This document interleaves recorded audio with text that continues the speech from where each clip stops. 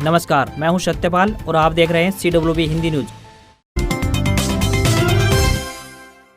मौसम अपडेट। हरियाणा सहित दिल्ली एनसीआर में मौसम ने मारी पलटी, जल्द बारिश होने की संभावना। हरियाणा के हिसार, सिवानी, भिवानी, चरखी दादरी, झज्जर, महेंद्रगढ़, नंगल चौधरी, कोसली, ढहीना, रेवाड़ी, गुरुग्राम, फरीदाबाद, पलवल, सोना, तावड़ू व एनसीआर दिल्ली में अनेक स्थानों पर शुक्रवार को 40 से 50 किलोमीटर प्रति घंटे की रफ्तार से हवाएं चलने और अंधड़, आंधी और गरज चमक के साथ हल्की बूंदाबांदी बारिश व एक दो स्थानों पर ओलावृष्टि की गतिविधियां देखने को मिली। शुक्रवार को हरियाणा व एनसीआर दिल्ली में दोपहर से पहले मौसम प्रणाली द्वारा नए बादलों का फुटाव हुआ और दोपहर बाद उपरोक्त स्थानों पर प्री मानसून गतिविधियां दर्ज की गई। हालांकि एक कमजोर मौसम प्रणाली है। शनिवार को इस मौसम प्रणाली द्वारा हरियाणा के उत्तरी जिलों पंचकुला, अंबाला, यमुनानगर, कुरुक्षेत्र, कैथल और चंडीगढ़ के साथ शेष हरियाणा के कुछ स्थानों पर आंशिक प्रभाव दिखाई देने की संभावना है। इस मौसम प्रणाली द्वारा 30 मई तक हरियाणा, एनसीआर व दिल्ली में कुछ स्थानों पर बीच बीच में प्री मानसून गतिविधियों को दर्ज किया जाएगा। हरियाणा के उत्तर पूर्वी जिलों में जून महीने के अंत में मानसून पहुंचने की प्रबल संभावना बन रही है। भूपेंद्र हुड्डा के शासनकाल में हुई पुलिस भर्ती की होगी जांच, हाईकोर्ट ने मंगवाई OMR शीट। हरियाणा कर्मचारी चयन आयोग द्वारा 2009 में भूपेंद्र सिंह हुड्डा के शासनकाल के दौरान हुई पुलिस इंस्पेक्टर भर्ती प्रक्रिया में प्रथम दृष्टया धांधली की बात पंजाब एंड हरियाणा हाईकोर्ट ने रेखांकित कर दी है। हाईकोर्ट के आदेश पर सरकार की तरफ से कुछ उम्मीदवारों की OMR शीट कोर्ट में पेश की गई। हाईकोर्ट ने उन शीट को देखने के बाद राज्य कर्मचारी चयन आयोग को आदेश दिया कि वे इस भर्ती से संबंधित व 15 फरवरी 2009 को परीक्षा देने वाले सभी उम्मीदवारों की उपस्थिति शीट व OMR की फोटोकॉपी कोर्ट में पेश करे। इसी के साथ कोर्ट ने मामले की सुनवाई 31 मई तक स्थगित कर दी है। इसको देखने के बाद कोर्ट इस पर निर्णय लेगा कि क्या पूरी भर्ती को रद्द किया जाए या फिर जिनके चयन में धांधली मिली है सिर्फ उन्हीं की भर्ती रद्द की जाए। आपको यहाँ पर बता दें कि इनमें से अधिकतर पुलिस इंस्पेक्टर पदोन्नत होकर वर्तमान में राज्य पुलिस में पुलिस उपाधीक्षक यानी DSP के पद पर कार्यरत है। राज्यसभा इलेक्शन उम्मीदवार के नाम पर चर्चा के लिए भूपेंद्र हुड्डा ने बुलाई विधायक दल की बैठक। राज्यसभा चुनाव को लेकर हरियाणा कांग्रेस विधायक दल के नेता भूपेंद्र सिंह हुड्डा ने 30 मई को विधायक दल की बैठक बुलाई है। यह बैठक चंडीगढ़ में होगी। बैठक में कांग्रेस के सभी विधायकों का मौजूद रहने की हिदायत हुड्डा की तरफ से दी गई है। बैठक में राज्यसभा चुनाव को लेकर कांग्रेस उम्मीदवार के नाम पर चर्चा होनी है। कांग्रेस का एक गुट कुमारी शैलजा को उम्मीदवार बनाने के पक्ष में है, जबकि हुड्डा खेमा इस पर राजी नहीं है। सूत्रों का कहना है कि उदयभान को हरियाणा कांग्रेस का अध्यक्ष बनाए जाने के बाद से हुड्डा की सोनिया और राहुल गांधी से नजदीकी एक बार फिर से बढ़ने लगी है। कहा जा रहा है कि अगर गांधी परिवार ने हरियाणा के बाहर किसी नेता का नाम राज्यसभा के लिए सुझाया तो हुड्डा इस पर सहमत हो सकते हैं। बताया जा रहा है कि 31 मई को कांग्रेस उम्मीदवार राज्यसभा चुनाव के लिए नामांकन भरेगा, लिहाजा 30 मई को होने वाली बैठक बहुत खास मानी जा रही है। गौरतलब है कि 26 मई को हुड्डा नई दिल्ली में सोनिया गांधी से मिले थे। माना जा रहा है कि इस मुलाकात में राज्यसभा उम्मीदवार पर चर्चा हुई थी। हरियाणा बोर्ड 8वीं कक्षा के विद्यार्थियों का एनरोलमेंट तथा परीक्षा शुल्क किया जाएगा रिफंड। हरियाणा विद्यालय शिक्षा बोर्ड अध्यक्ष प्रोफेसर जगबीर सिंह ने बताया कि शिक्षा बोर्ड द्वारा मार्च 2022 में मिडिल कक्षा की परीक्षाएं संचालित करवाने का निर्णय लिया गया था, जिसके लिए विद्यालयों द्वारा एनरोलमेंट तथा परीक्षा शुल्क ऑनलाइन जमा करवाया गया था। हरियाणा सरकार के निर्णय अनुसार मिडिल की वार्षिक परीक्षा मार्च 2022 का आयोजन नहीं करवाया गया। शिक्षा बोर्ड ने विद्यालयों द्वारा मिडिल परीक्षा हेतु जमा करवाई गई एनरोलमेंट तथा परीक्षा शुल्क वापिस करने का निर्णय लिया गया था। फीस वापसी के लिए सभी संबंधित विद्यालयों द्वारा तथा संस्थाओं के मुखियाओं को बोर्ड की वेबसाइट व विभिन्न समाचार पत्रों में सार्वजनिक सूचना के माध्यम से सूचित किया गया था। अब तक 2200 विद्यालयों से फीस वापस के प्रतिवेदन प्राप्त हुए थे, जिनमें से अभी तक 1800 विद्यालयों की फीस वापस हो चुकी है व शेष विद्यालयों की फीस वापसी की कार्रवाई की जा रही है। जिन विद्यालयों या संस्थाओं द्वारा फीस वापसी बारे में बोर्ड कार्यालय में सूचना उपलब्ध नहीं करवाई गई है, ऐसे विद्यालय दिनांक 5 जून 2022 तक विद्यालय लेटर पैड पर व बोर्ड वेबसाइट पर उपलब्ध परफॉर्मा को भरकर ईमेल ID asmid@bses.org.in के माध्यम से बोर्ड मुख्यालय पर भिजवाना सुनिश्चित करें। हरियाणा के पूर्व CM ओम प्रकाश चौटाला को 4 साल की सजा, 4 संपत्तियां भी सीज होंगी, देना होगा 50 लाख रुपए का जुर्माना। आय से अधिक संपत्ति मामले में हरियाणा के पूर्व मुख्यमंत्री ओम प्रकाश चौटाला को दिल्ली की राउज एवेन्यू कोर्ट ने 4 साल की सजा सुनाई है। कोर्ट ने 50 लाख रुपए का जुर्माना भी लगाया है। इसमें से 5 लाख रुपए CBI को दिए जाएंगे। जुर्माना नहीं भरने पर 6 महीने की सजा अतिरिक्त भुगतनी पड़ेगी। वहीं पूर्व CM की हेली रोड, पंचकुला, गुरुग्राम और असोला की प्रॉपर्टी भी सीज की जाएगी। ओम प्रकाश चौटाला को सजा मिलने पर उनके बेटे और इनेलो नेता अभय सिंह चौटाला ने कहा है कि इस फैसले के खिलाफ वे अब हाईकोर्ट जाएंगे। सजा सुनाते ही ओम प्रकाश चौटाला को कस्टडी में लिया गया है। चौटाला की तरफ से उनके वकील ने उनकी उम्र, सेहत और दिव्यांगता का ध्यान रखते हुए कम से कम सजा दिए जाने की मांग की थी, तो CBI के वकील ने इस पर कहा था कि आम लोगों में उचित संदेश देने के लिए अधिकतम सजा जरूरी है। ओम प्रकाश चौटाला फिर पहुंचे जेल। गृह जिले सिरसा में मायूसी, समर्थक निराश, पोते दिग्विजय सहित परिवार ने कही ये बड़ी बात। पूर्व मुख्यमंत्री ओम प्रकाश चौटाला को आय से अधिक संपत्ति मामले में न्यायालय द्वारा सजा के फैसले से उनके गृह जिला में मायूसी छा गई है। फैसले के बाद उनके समर्थकों एवं शुभ चिंतकों में निराशा देखी जा रही है। इस फैसले के बाद पूर्व उप प्रधानमंत्री चौधरी देवलाल के परिवार के सदस्य भी निजी तौर पर चौटाला के साथ खड़े हुए दिखाई दिए। पूर्व मुख्यमंत्री ओम प्रकाश चौटाला के छोटे भाई एवं हरियाणा के बिजली एवं जेल मंत्री रणजीत सिंह ने इस फैसले को पीड़ादायक बताया है। उन्होंने कहा कि चौटाला उनसे उम्र में 11 साल बड़े हैं और हमेशा पिता की तरह प्यार दिया व जिम्मेदारी निभाई, चाहे वह पढ़ाई लिखाई हो या फिर दूसरी जिम्मेदारी हो। उन्होंने कहा कि कोर्ट के फैसले पर हर कोई सम्मान करता है, लेकिन उन्हें उम्मीद है कि हाईकोर्ट में उन्हें गंभीर बीमारियों व शारीरिक विकलांगता के चलते राहत जरूर मिलेगी। रणजीत सिंह चौटाला ने कहा कि इस फैसले के खिलाफ हाईकोर्ट में अपील करनी चाहिए। उधर चौटाला के छोटे भाई स्वर्गीय जगदीश के पुत्र एवं भाजपा के जिलाध्यक्ष आदित्य चौटाला ने भी इस फैसले को परिवार के लिए पीड़ादायक बताया है। उन्होंने कहा कि इस फैसले से उन्हें पीड़ा हुई है क्योंकि ओम प्रकाश चौटाला आज सबसे बड़े हैं और चौधरी देवलाल परिवार के मुखिया है। पूर्व मुख्यमंत्री ओम प्रकाश चौटाला को सजा सुनाए जाने के बाद जसपा ने आगामी एक सप्ताह के अपने सभी कार्यक्रम रद्द कर दिए हैं।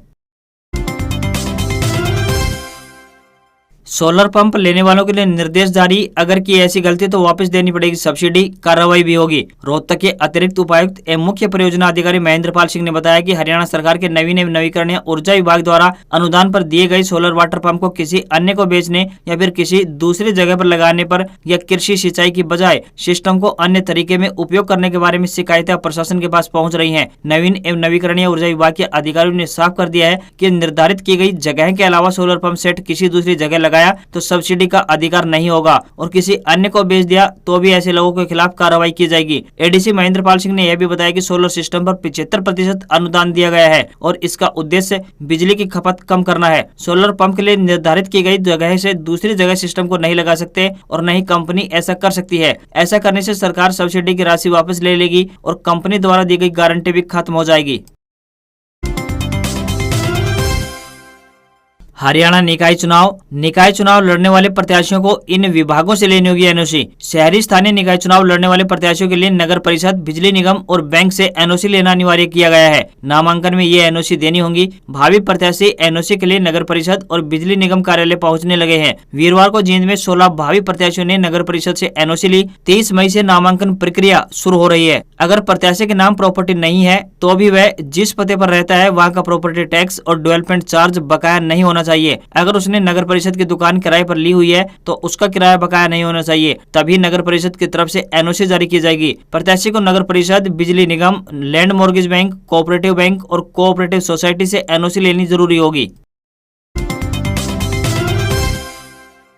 भारी वाहनों पर और ज्यादा सख्ती बरतेगी हरियाणा सरकार। गृह मंत्री अनिल विज ने बनाई यह योजना। हरियाणा के गृह एवं स्वास्थ्य मंत्री अनिल विज ने कहा है कि प्रदेश में राजमार्गों पर भारी वाहनों की उल्लंघना को चेक करने के लिए व निरीक्षण अभियान को तेज करने हेतु जल्द ही उच्च अधिकारियों की बैठक बुलाई जाएगी। नशा करके वाहन चलाने वाले वाहन चालकों के खिलाफ सख्त से सख्त कार्रवाई की जाएगी। निरीक्षण अभियान को सख्ती से चलाया जाएगा। विज ने कहा कि मैं बहुत जल्द ही सभी अधिकारियों की बैठक लेने वाला हूँ और जिसमें सभी पुलिस अधीक्षकों, पुलिस आयुक्तों, डीसीपी व उच्च अधिकारियों से बातचीत की जाएगी और सभी ट्रैफिक पुलिस के अधिकारियों व कर्मियों को निर्देश जारी किए जाएंगे कि वो सुनिश्चित करें कि भारी वाहनों के लिए जो लेन है उसी लेन में भारी वाहन चले, वे वाहन दूसरी लेन में न आए और ऐसी लेन में अन्य वाहनों को चलने दिया जाए ताकि दुर्घटनाओं से बचा जा सके।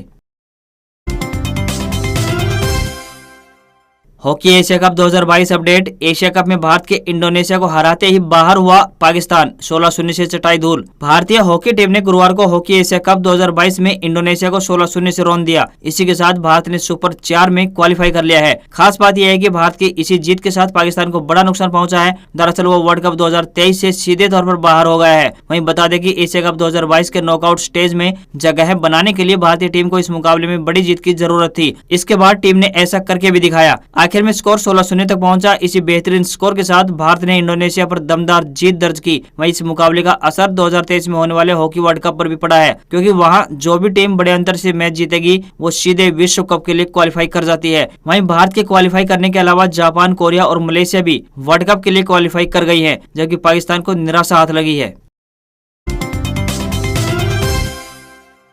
हरियाणा में गर्मियों की छुट्टियों के दौरान भी इन छात्र छात्राओं की चलेंगी ऑनलाइन कक्षाएं। हरियाणा सरकार ने फैसला किया है कि गर्मियों की छुट्टियों के दौरान कक्षा 10वीं से लेकर 12वीं तक के छात्र ऑनलाइन कक्षाएं लेंगे। हरियाणा के शिक्षा मंत्री कंवरपाल गुर्जर ने यमुनानगर में मीडिया से बात करते हुए कहा कि हाल ही में बच्चों को टैबलेट दिए गए हैं। इसको लेकर बच्चों में खासा उत्साह बना हुआ है। शिक्षकों को टैब भी उपलब्ध करवाए जा रहे हैं। उन्होंने कहा कि छुट्टियों के दौरान छात्र ऑनलाइन पढ़ाई करेंगे। इससे कोरोना काल में पढ़ाई में हुए नुकसान की भरपाई हो सकेगी। साथ ही छात्र छात्राओं को टैब चलाना भी आ जाएगा। स्कूल बंद रहने के बाद भी कोई शिक्षक छुट्टियां मनाने के लिए बाहर नहीं जा पाएगा। उन्हें हर समय टैब पर एक्टिव रहना पड़ेगा। विद्यार्थी किसी भी समय उनसे टैबलेट से जुड़ी समस्या या फिर पाठ्यक्रम के लिए पूछ सकता है। शिक्षकों को रोज स्टूडेंट को काम देकर उसे चेक भी करना होगा। ऐप में पूरा डाटा रहेगा कि शिक्षक की ओर से कितना काम करवाया गया और विद्यार्थी ने कितना काम किया। हरियाणा सरकार ने राज्य के सभी स्कूलों में गर्मी की छुट्टियां घोषित कर दी है। शिक्षा विभाग की ओर से आदेश जारी किया गया है कि 1 जून से 30 जून तक सभी सरकारी और निजी स्कूल बंद रहेंगे। स्कूल 1 जुलाई 2022 से फिर से दोबारा खोलेंगे।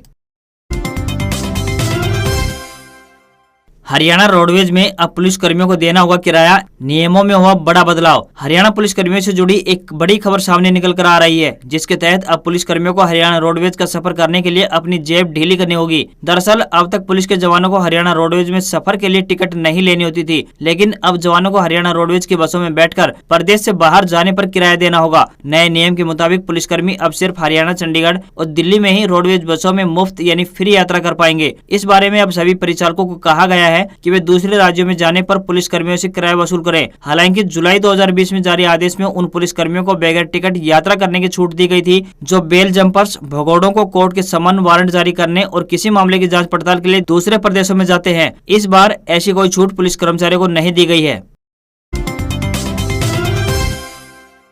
पीएम किसान योजना की अगली किस्त इस दिन पहुंचेगी अकाउंट में। देश भर के करोड़ों किसानों के लिए एक बड़ी खुशखबरी है। सिर्फ 3 दिनों के बाद अन्नदाताओं को 2000 रुपए की किस्त बैंक अकाउंट में आने वाली है। प्रधानमंत्री किसान सम्मान निधि योजना की 11वीं किस्त का पैसा 31 मई को जारी किया जा सकता है। अब तक किसानों के खाते में पीएम किसान योजना की 10 किस्तें भेजी जा चुकी है। सरकार ने प्रधानमंत्री किसान सम्मान निधि योजना को लेकर कई तरह के नियम बनाए हुए हैं। कई ऐसे लोग हैं जो कि पीएम किसान योजना के लिए पात्र नहीं है। ऐसे लोगों को पीएम किसान योजना की अगली किस्त का पैसा नहीं आएगा। ऐसे लोग जो संवैधानिक पदों पर हैं, वे इस योजना का फायदा नहीं ले सकते हैं। केंद्र या राज्य सरकारों या पीएसयू के किसी भी विभाग की किसी भी सरकारी संस्था में काम करने वाला शख्स अगर खेती करता है तो उसे भी स्कीम का लाभ नहीं मिलेगा। पीएम किसान योजना के लिए ई-केवाईसी करवाना अनिवार्य कर दिया गया है। इसके लिए आखिरी तारीख 31 मई तय की गई है। यदि कोई किसान ई-केवाईसी नहीं करवाता है तो फिर वही योजना में मिलने वाले 2000 रुपए से वंचित रह सकता है। ऐसे में वेबसाइट के माध्यम से किसान ई-केवाईसी जल्द से जल्द करवा ले। 1.33 करोड़ महिलाओं को राजस्थान की गहलोत सरकार देगी मुफ्त स्मार्टफोन। मुख्यमंत्री चिरंजीवी स्वास्थ्य बीमा योजना में शामिल राजस्थान की 1 करोड़ 33 लाख महिला मुखियाओं को स्मार्टफोन यानी मुफ्त इंटरनेट के साथ देने की प्रक्रिया सितंबर में आरंभ की जाएगी। सभी महिलाओं तक पहुंचाने में 1 साल का समय लगेगा। सूचना प्रौद्योगिकी एवं संचार विभाग ने 7,500 करोड़ रुपए के इस टेंडर के लिए खरीद प्रक्रिया आरंभ कर दी है। 3 साल तक फ्री इंटरनेट डेटा रहेगा। स्मार्टफोन चिरंजीवी योजना में बीमित परिवार की महिला मुखिया को दिया जाएगा। इसके लिए जनाधार कार्ड होना जरूरी है। स्मार्टफोन में 2 सिम स्लॉट का विकल्प दिया जाएगा। स्मार्टफोन के साथ इंटरनेट सेवा भी 3 साल के लिए फ्री रहेगी। यह सेवा मोबाइल सेवा प्रदाता कंपनियां ही दे सकती है, इसलिए टेंडर में सीधे तौर पर बीएसएनएल, एयरटेल, जियो, वोडाफोन आइडिया कंपनियां ही भागीदारी कर सकेंगी। हैंडसेट निर्माता कंपनियां उन्हें सपोर्ट कर सकती हैं। सितंबर से वितरण शुरू करेंगे और 1 साल में पूरा करने का प्लान है। सरकारी नौकरी अपडेट। भारतीय वायुसेना ने ग्रुप सी सिविलियन पदों के लिए निकाली भर्ती। उम्मीदवारों के लिए 20 जून है आवेदन की आखिरी तारीख। भारतीय वायुसेना ने ग्रुप सी सिविलियन पदों को भरने के लिए उम्मीदवारों से आवेदन आमंत्रित किए हैं। Candidates in lower division clerk की वैकेंसी के लिए ऑफलाइन आवेदन कर सकते हैं। आवेदन जमा कराने की लास्ट डेट की बात करें तो भर्ती विज्ञापन प्रकाशित होने के 30 दिन तक है, यानी 20 जून आखिरी तारीख है। भारतीय वायुसेना की इस भर्ती का विज्ञापन 21 मई को प्रकाशित रोजगार समाचार पत्र में देखा जा सकता है। इन पदों के लिए आयु सीमा 28 नवंबर 2021 को 18 साल से लेकर 25 साल होनी चाहिए। उम्मीदवारों को 12वीं पास होने के साथ ही अंग्रेजी में टाइपिंग स्पीड 35 मिनट प्रति शब्द और हिंदी में 30 शब्द प्रति मिनट होनी चाहिए। उधर दूसरी तरफ राजस्थान में 3 साल के लंबे इंतजार के बाद पटवारी भर्ती परीक्षा का फाइनल रिजल्ट जारी कर दिया गया है। राजस्थान कर्मचारी चयन बोर्ड ने 5610 पदों के लिए पिछले साल 23 और 24 अक्टूबर को 2 चरणों में भर्ती परीक्षा का आयोजन किया था। वहीं अब डॉक्यूमेंट वेरिफिकेशन के आधार पर सिलेक्ट कैंडिडेट की लिस्ट जारी कर दी गई है। आज खबरों में बस इतना ही। देखते रहिए CWB हिंदी न्यूज। नमस्कार।